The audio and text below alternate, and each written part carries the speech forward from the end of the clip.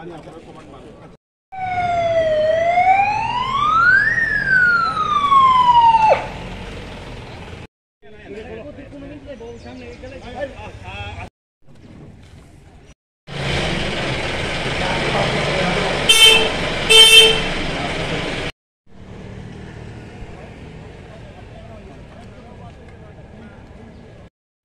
আইনের অফিসার ছিল যে আপনাদের অনুব্রত মণ্ডল ত্রিপুরার করে 30 থেকে 38 জন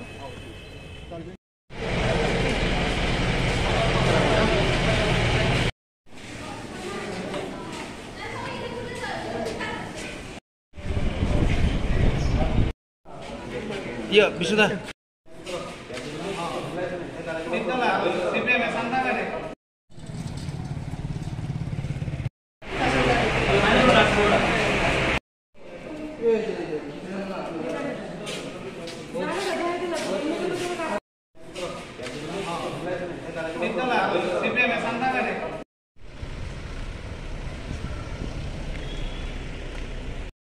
কে মারছে কোন জায়গায়? ড্রাইভার বলা হয় না। তুমি কি কারণে গেছিলে হাসপাতালে? ডাক্তার দেখাচ্ছ।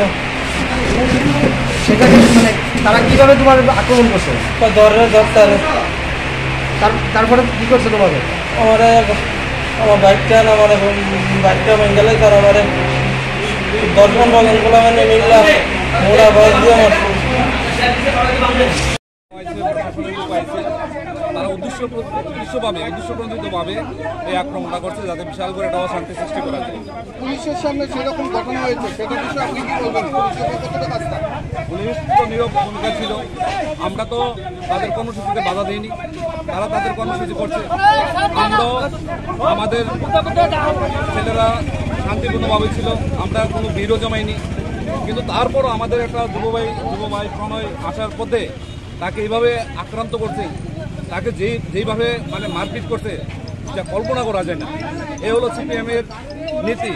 তারা বিশাল করে একটা সন্ত্রাস সৃষ্টি করার চেষ্টা করছে, মিছিলের নামে একটা সন্ত্রাস সৃষ্টি করা তারা এর জন্য আমরা তীব্রভাবে আমরা বিশালগড় মন্ডল কমিটির পক্ষ থেকে ঘৃণা জানাই। আরো কয়েকটি বাইক আমাদের আক্রান্ত হয়েছে, আরো কিছু যাত্রী আসার পথে তারা আক্রান্ত হয়েছে।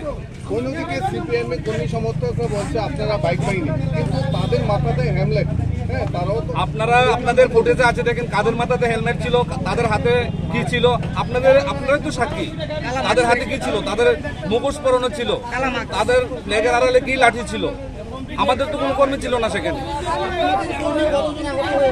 আমরা এখন অব্দি একজনকে উদ্ধার করতে পারছি, আরো 2 জন আমাদের নিখোঁজ। আমরা পুলিশ প্রশাসনকে বলেছি যারা নিখোঁজ আছে তাদের বের করার জন্য।